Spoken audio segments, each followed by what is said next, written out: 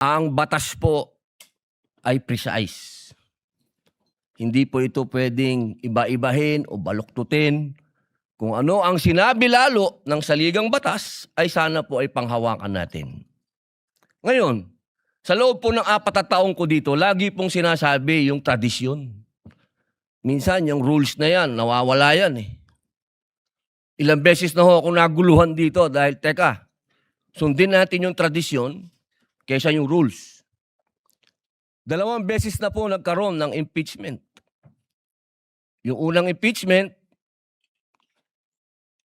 ang nag-preside ay yung Chief Justice, yung kay Pangulong Estrada. Yung sumunod po,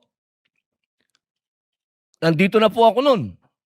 Ang nag-preside ay ang mahal na Bicolanong kaibigan ko, Senador Chis Escudero.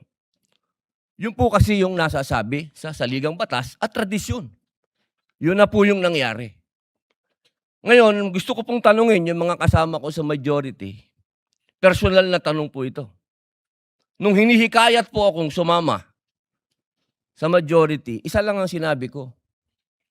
Kung si Senator Chis Escudero, ang kababayan kong Bicolano, ang gagawin yung Senate President, lilipat ako sa inyo.